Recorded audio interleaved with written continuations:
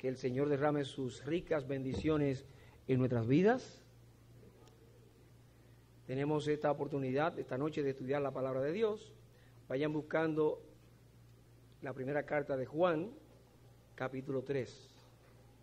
Vamos a estar hablando esta noche, comentando sobre los versos 10 al 18, una parte de esos versos. Vamos ahora a considerar el estudio, vamos a ver el estudio de esta noche. Como dije ya, primera carta de Juan, capítulo 3. Y vamos a leer verso 10 hasta el 18. Yo quisiera leerlo, leo el primero y luego leemos el segundo juntos. O sea, yo leo el 10, leemos el 11 juntos, yo leo el 12 y así hasta el 18. Primera de Juan, capítulo 3, verso 10, dice lo siguiente. En esto se manifiestan los hijos de Dios y los hijos del diablo. Todo aquel que no hace justicia y que no ama a su hermano no es de Dios. Juntos. Porque este es el mensaje que habéis oído desde el principio, que nos amemos unos a otros. No como Caín, que era del maligno y mató a su hermano. ¿Y por qué causa le mató? Porque sus obras eran malas y las de su hermano justas. Juntos. Hermanos míos, no os extrañéis si el mundo os aborrece. Nosotros sabemos que hemos pasado de muerte a vida en que amamos a los hermanos. El que no ama a su hermano permanece en muerte. Todo aquel que aborrece a su hermano es homicida. Y sabéis que ningún homicida tiene vida permanente en él. En esto hemos conocido el amor, en que Él puso su vida por nosotros. También nosotros debemos poner nuestras vidas por los hermanos. Pero el que tiene bienes de este mundo y ve a su hermano tener necesidad y cierra contra él su corazón, ¿cómo mora el amor de Dios en él? Juntos aquí también. Hijitos míos, no amemos de palabra ni de lengua, sino de hecho y en verdad. Qué hermosa porción, ¿verdad? Qué significativa porción de la palabra de Dios. Estamos estudiando esta primera carta ya hace un tiempo y yo espero que todos estemos disfrutando de lo que ella nos enseña, porque nos enseña verdades necesarias para nuestra vida cristiana. Hoy vamos a continuar en la parte que estamos tratando, que tiene que ver con los hijos de Dios y los hijos del diablo. Yo le pregunto, ¿usted está seguro de qué lado está?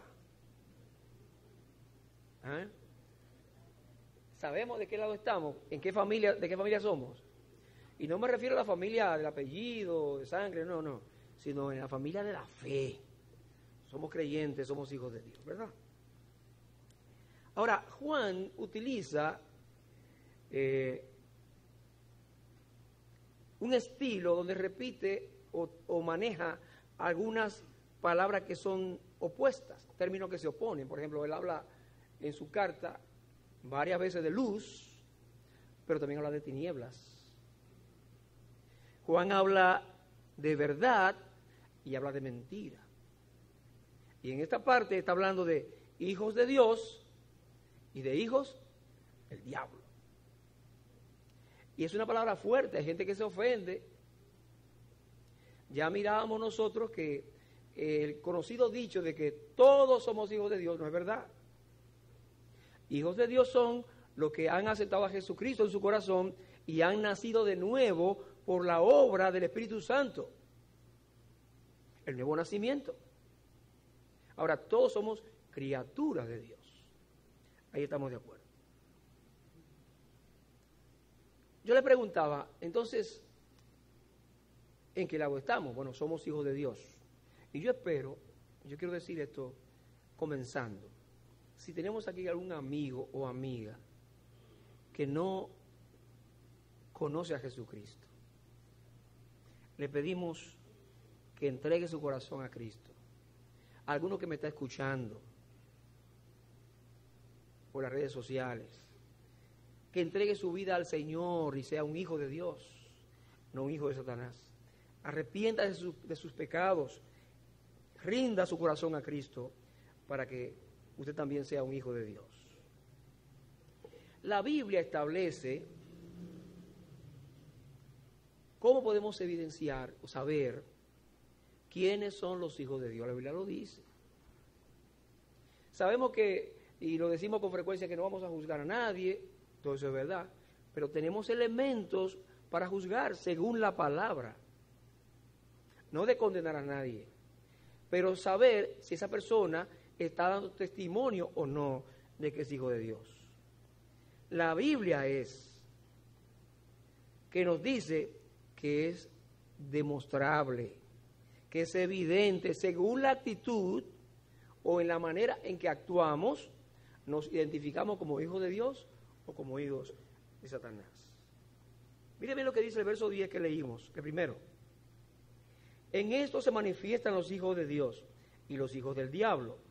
Todo aquel que no hace justicia y que no ama a su hermano, no es de Dios. Y si no es de Dios, ¿de quién es? Exactamente. Ahora, esta es una declaración fuerte, como dije ahorita, que no deja lugar a dudas en cuanto a la manera en que se manifiestan los hijos de Dios y los hijos de Satanás. Es ahí donde podemos conocer esto. ¿Cómo actúan los hijos de Dios? ¿Cómo actúan los hijos del diablo? Si la persona es justa, se maneja de manera correcta, según Dios, según lo que dice la Biblia, o si muestra amor por los hermanos, según lo que también manda la palabra de Dios. Entonces decimos, ese es un hijo de Dios. En la ocasión anterior, yo hice unos comentarios al final, y quiero repetir algunos parrafitos de lo que yo dije en esa ocasión. Los verdaderos hijos de Dios imitan a Jesucristo cuando practican la justicia y aman a los hermanos. Los que son de Satanás ni practican la justicia ni aman a los hermanos. La vida cristiana no consiste en decir, sino también y sobre todo en hacer los hijos de Dios. Ser cristiano se demuestra en la práctica. Santiago en su carta hace un desafío. Él dice, ¿tú tienes fe? Por tus obras. Ve. Y mire mi hermano querido, mi hermana apreciada. A veces estamos en una situación donde tenemos la preocupación si estamos deliberando correctamente acerca de hechos o de personas. Pero debemos acogernos a lo que establece la palabra de Dios. Repito, no hacer el juicio de que, bueno, eso es pero si no se comporta de manera correcta y es consistente en esto, tenemos que decir, ese no es del Señor. Ese no es del Señor. La fe verdadera hace visible el fruto de la conversión, que son hechos de amor, hechos de justicia. Así que tengamos muy en cuenta esto. Así es que, hablando de evidencias, aquí el apóstol Juan está estableciendo la justicia y el amor son evidencias de usted y yo que nos llamamos hijos de Dios. Y entonces, ahí viene otra pregunta más. ¿Actuamos nosotros con justicia? ¿Amamos nosotros a los hermanos de verdad? De eso queremos hablar esta noche principalmente. Vamos a ocuparnos de esa parte. Hablar acerca de la justicia, un poco, y hablar un poco acerca del amor como evidencia del cristiano. Pensemos primero en la justicia. ¿Ustedes han visto el símbolo de la justicia? Una dama con los ojos tapados y una balanza y esa cosa. Bueno, en los tribunales, aquí tenemos varios abogados, se trata de hacer justicia. Ahora, no siempre se hace justicia en el tribunal. A nosotros, la palabra de Dios nos llama a andar practicando justicia. Para nosotros es un mandato, es una orden, es un deber. Cuando pensamos en justicia, dice el diccionario de la lengua española, más o menos este concepto, significa dar a cada uno lo que le corresponde. Y hay muchos pensamientos filosóficos o sociológicos que tienen complicaciones muy, pero el sentido común y corriente es tratar de darle a cada quien lo que le corresponde. ¿Qué significa esto? Para el cristiano, evidentemente, según lo que dice la Biblia,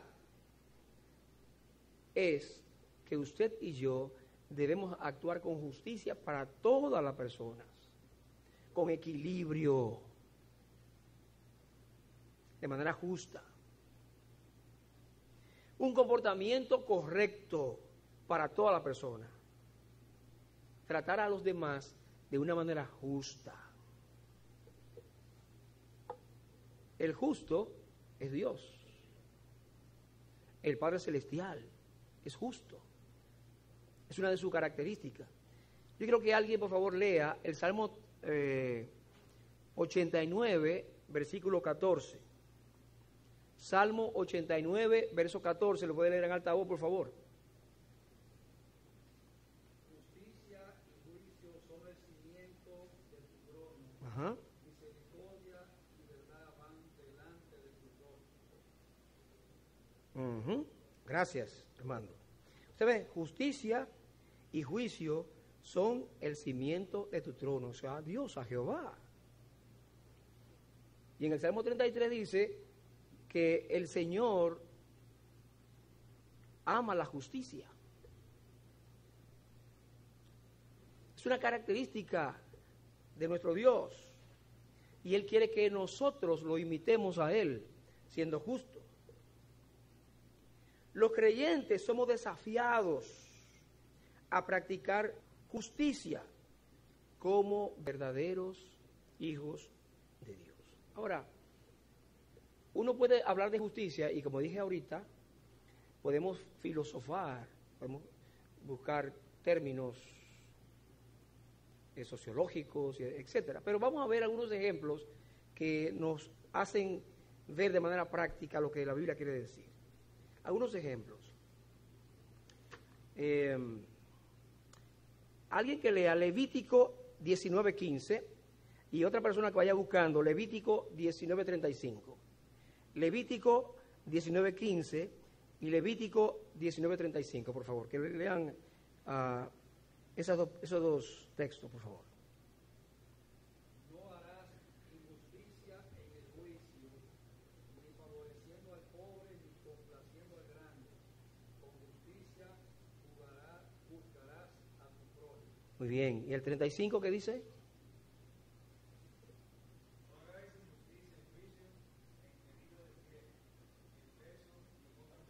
Correcto. Aquí la palabra, hablando en el Antiguo Testamento, ¿verdad?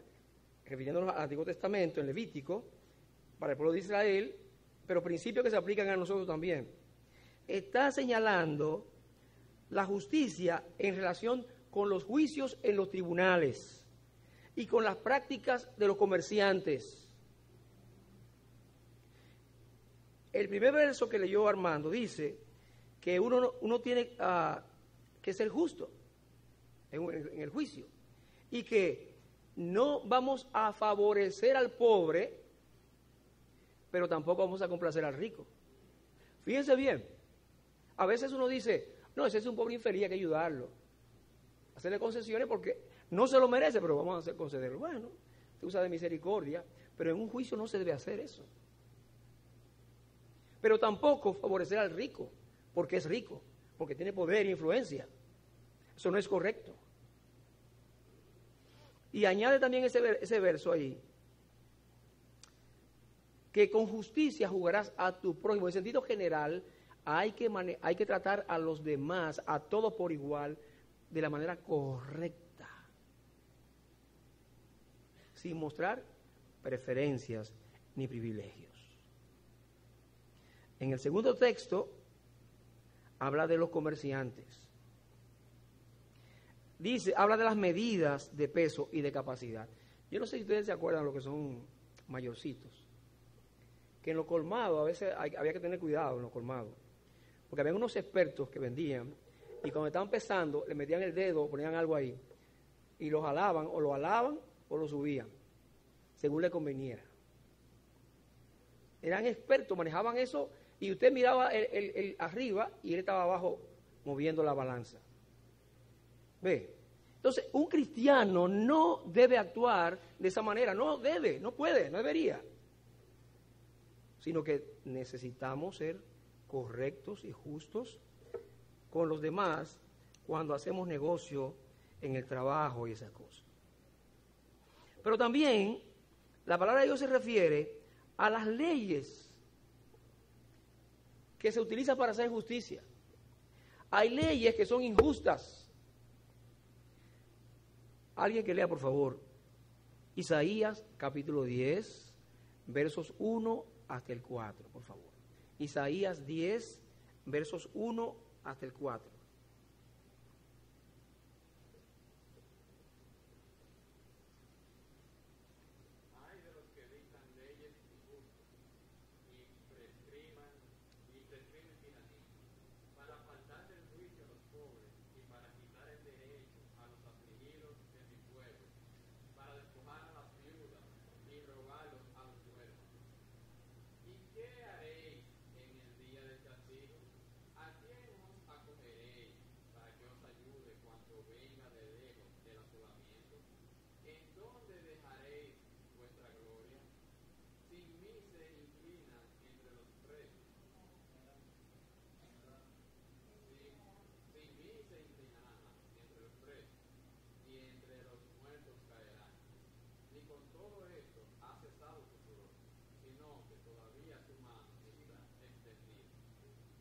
Gracias. Muchas gracias. Mire, hermano, Israel pasó por diferentes juicios. Fue deportado, fue conquistado. Y el Señor, a través de sus profetas, llamó la atención al pueblo, a las autoridades, a los religiosos, acerca de las injusticias que se cometían. Hermanos, sabemos, usted y yo sabemos, o si no lo sabemos, lo suponemos, que muchas veces se crean leyes para favorecer a grupos. Hay leyes que han sido creadas para favorecer a poderosos. Gente que oprime al pobre. Usted a veces no tiene la manera de acudir a pedir justicia porque no hay posibilidad. Es muy difícil a veces para la gente humilde llegar y poner un buen abogado y pagar lo que cuesta y todo esto para pedir justicia. A veces no se consigue, es muy difícil. Pero lo cierto es que hay leyes que son para favorecer a la gente de poder, para apoyar el abuso de poder. Pero más que esto, hermanos, y acercándonos a nosotros, porque miramos esto desde lejos de la sociedad, a veces. Pero aún podemos ser religiosos y ser injustos. Vamos a leer, alguien que quiera leer, Mateo 23, 23, por favor. Religiosos que son injustos. Mateo 23, 23. ¿Qué dice allí?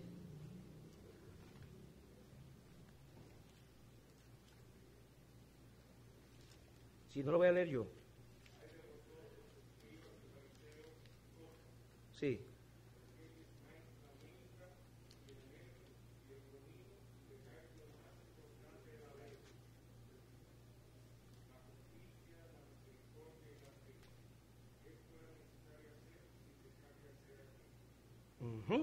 Aquí están.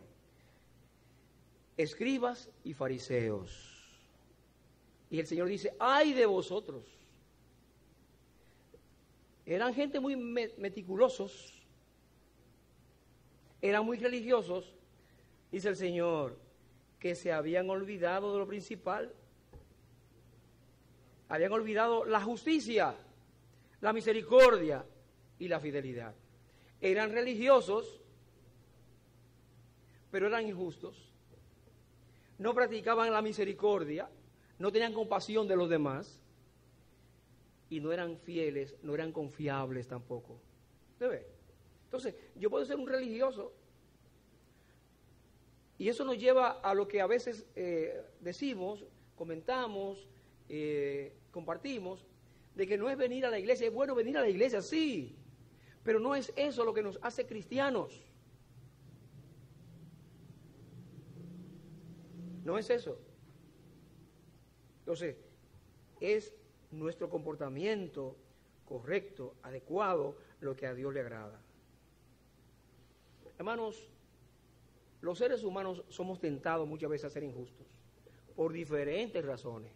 Y cada quien en su área, en su vida, en su circunstancia, tiene una manera diferente para ser tentado, para ser atraído a la injusticia. A veces uno se levanta para defender sus derechos y se olvida que a veces, reclamando sus derechos, pisotea los derechos de los demás. A veces nos levantamos para defender nuestra reputación, pero haciéndolo ofendemos a otros y no tenemos reparos en lo que hacemos, porque yo no voy a ganar con esa, por ejemplo, no estoy tranquilo, tengo que defender. Pero hermanos queridos, hermanas, Dios ama la justicia. Y a veces no tenemos el equilibrio y tenemos que pedirle al Señor que nos ayude para actuar de la manera correcta. Siempre hay que pedirle al Señor que nos ayude a actuar. Porque no tenemos la capacidad nosotros. Pero qué bueno es cuando podemos actuar con justicia, no haciendo diferencia entre la persona. Yo creo que una de las carreras que más ha avanzado en los últimos años es el derecho. O sea, me refiero a cantidad de personas que estudian derecho. Pero no todos lo estudian para andar derecho. No todos. Hay mucha gente que quiere conocer las leyes para buscar la manera de aprovecharse de los demás.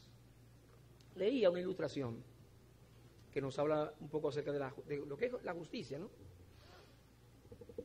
Un episodio en la historia de Inglaterra, de la antigüedad, donde el príncipe, el hijo del rey,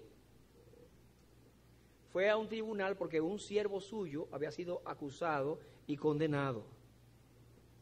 Y el príncipe de Gales, en aquel tiempo no sé cuál era, exigía que le soltaran a su siervo.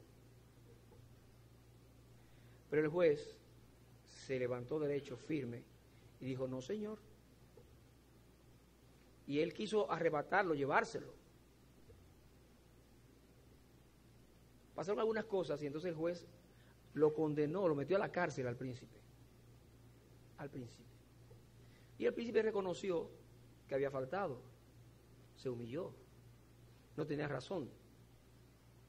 Y cuando llegó la noticia al rey, dice la historia, que el rey dijo dos cosas interesantes. Dijo, yo me considero un rey dichoso, bienaventurado, porque tengo un juez que hace respetar las leyes, que es verdaderamente justo. Y me siento feliz porque tengo un hijo, un príncipe, que se somete a las leyes, porque el príncipe se sometió y fue a la cárcel. Hermanos, nosotros, los creyentes, somos muchas veces, lo que la gente mira. La gente no lee la Biblia, pero nos mira a nosotros. La gente sabe cómo somos, cómo actuamos, y lo que decimos a los demás en la calle muchas veces impide que la gente venga a la iglesia o que venga al Señor, porque a veces no actuamos correctamente. Digo el Señor en el Sermón del Monte, ese conocido texto que dice, bienaventurados los que tienen hambre y sed de justicia, pues ellos serán saciados. Ojalá que tengamos esa hambre. Ahora pensemos un poco en el amor. en el amor. Dice Juan en su primera carta, capítulo 3, verso 10, que en esto se manifiestan los hijos de Dios y los hijos del diablo. Todo aquel que no hace justicia y que no ama a su hermano no es de Dios. Entonces, quedamos que estamos con la justicia. Vamos a imitar la justicia como hijos de Dios. Pero en cuanto al amor, ¿cuánto se habla del amor, hermano? Yo te amo, yo te quiero, yo te aprecio. Y hay muchas manifestaciones. Pero ¿qué es el amor? Cuando hablamos del amor, casi siempre pensamos en el sentimiento humano que nos lleva a esa persona que nos atrae o a esa cosa que nos llama la atención y que queremos. ¿Ve? Pero en la Biblia, el amor de la Biblia es mucho más que sentimientos románticos y esas cosas.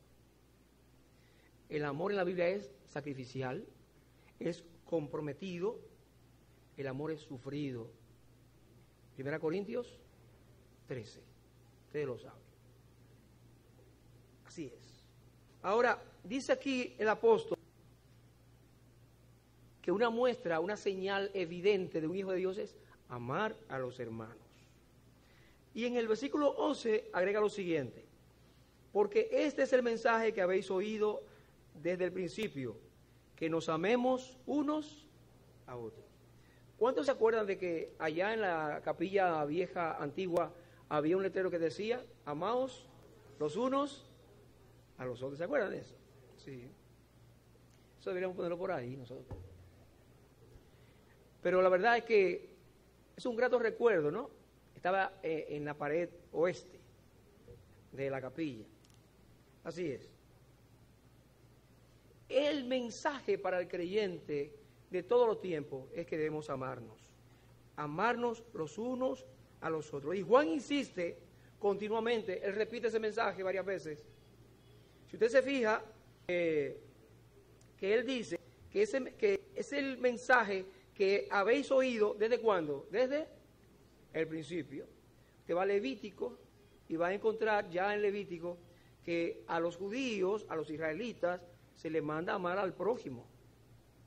Si usted va a Juan, va a encontrar la enseñanza del Señor que dice, les doy un mandamiento nuevo, que os améis los unos a los otros. El propio Señor Jesucristo. Y aquí Juan está diciendo que recordemos ese mandamiento y amemos a los hermanos. Esta verdad del amor recorre toda la palabra de Dios. Toda la palabra de Dios. Y el amor de Dios que es prominente la llena la palabra, su palabra. Y podemos encontrarlo cada vez que leemos, que abrimos la Biblia, cada vez que la estudiamos. Pero eso es para aplicarlo, mis hermanos, porque ahí está el problema. Es fácil hablar de amor, pero no es tan sencillo aplicar ese amor. Ahí está el asunto. Y fíjese lo siguiente, Juan en esta porción nos va a dar un ejemplo de lo que no es el amor. Ahí tenemos un ejemplo. Dice el versículo 12, 1 Juan 3:12, no como Caín, que era del maligno y mató a su hermano. ¿Y por qué causa le mató? Porque sus obras eran malas y las de su hermano como justas. Aquí tenemos un ejemplo contrario a lo que es el amor. Un hermano, Caín, que se levanta para matar a Abel. Esa no es obra de amor. Y el apóstol Juan se refiere a este caso para mostrarnos, para decirnos cómo proceden los que no son hijos de Dios. El que agrede al hermano, el que lastima al hermano, no está procediendo como hijo de Dios. Lamentablemente a veces actuamos así. En otro sentido, no matando a otra persona, pero hiriendo, ofendiendo, faltando. Esa historia está en Génesis capítulo 4. Y allí encontramos que Caín y Abel ofrecieron ofrendas a Dios. Vamos a leer una parte por lo menos. Génesis capítulo 4. Vamos a leer una partecita. Miren lo que dice. Génesis 4. Versículo 3. Y aconteció andando el tiempo que Caín trajo del fruto de la tierra una ofrenda a Jehová. Y Abel trajo también de los primogénitos de sus ovejas, de los más gordos de ellas. Y miró Jehová con agrado a Abel y a su ofrenda, pero no miró con agrado a Caín y a la ofrenda suya. Y se ensañó Caín en gran manera y decayó su semblante. Y entonces vemos más adelante que él se levantó y mató a su hermano. Esa es la historia, triste historia, de lo que se conoce como el primer crimen de la historia de la humanidad. Ahora, hay una pregunta que se ha repetido muchas veces, es ¿por qué mató Caín a Abel? La Biblia lo dice claro, pero también preguntan muchas veces ¿por qué Dios rechazó la ofrenda de Caín y aceptó la de Abel? Precisamente el rechazo a su ofrenda de parte de Dios trajo que Caín se molestara, se pusiera furioso. Y lo que hizo fue matar a su hermano. Una tragedia, ¿no? Muy triste. ¿Pero por qué? Bueno, Caín era agricultor. Abel era cuidador de ovejas, llevaba ovejas. Y cada uno trajo la ofrenda que entendió que debía traer. Abel trajo de los primogénitos de las ovejas. Dice que de lo más gordo de ella, lo más bonito, ¿no? Y entonces Caín trajo fruto de la tierra. En esta parte hay discusiones entre maestros de la Biblia, estudiosos, que tienen diferentes opiniones al respecto. Una que conocemos nosotros, que manejamos nosotros aquí en la iglesia, es que la diferencia estuvo en que Caín ofreció fruto de la tierra, pero Abel ofreció un cordero, un sacrificio con sangre. Bien, no está mal la respuesta, pero hay más que eso. Hay más que eso allí. Esto puede ser una conclusión lógica que sacamos mirando en el Antiguo Testamento los sacrificios que van hasta el Señor, como un tipo del Señor, que es el Cordero de Dios que quita el pecado del mundo. Pero lo que repito, tiene que ser mucho más que esto. Porque lo cierto es que la Biblia no afirma categóricamente que Dios rechazó la ofrenda de Caín por eso. No lo dice. Sino uno infiere, ¿verdad? Uno leyendo, entiende. Pero Juan aquí, lo que estamos estudiando esta noche nosotros, nos da información importante, valiosa. Y también algunas porciones más. Vamos a ver lo que dice Juan aquí, en el verso 12. No como Caín, que era del maligno y mató a su hermano. ¿Y por qué causa le mató? Porque sus obras eran malas y las de su hermano justas. Lo primero que vemos ahí es que dice Juan que Caín era ¿de quién? Del maligno. ¿Quién es el maligno? Satanás, el diablo. Caín no era un hombre de Dios. Caín andaba en malos caminos.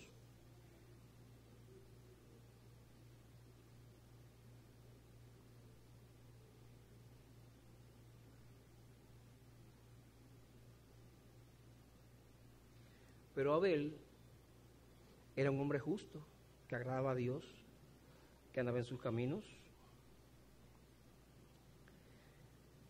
Vamos a Hebreos capítulo 11, verso 4, para que veamos otra porción. Hebreos 11, 4,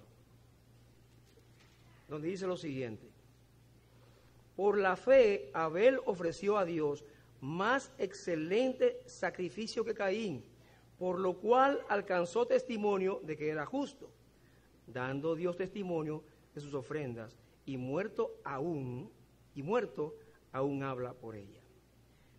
Abel ofreció a Dios más excelente sacrificio por la fe. Abel era un hombre de fe. Caín no tenía fe en Dios. Falló en la fe. Y saben ustedes una cosa, mis hermanos, y ustedes lo saben.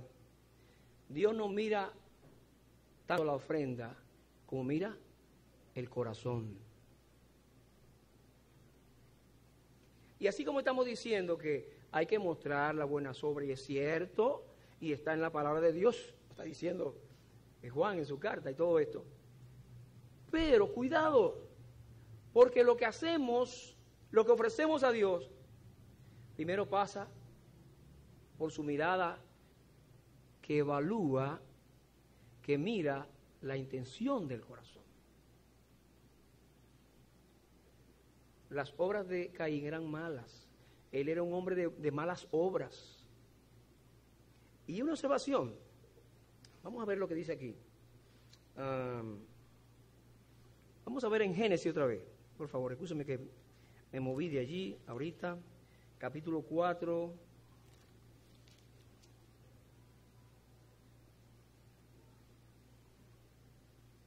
Ok.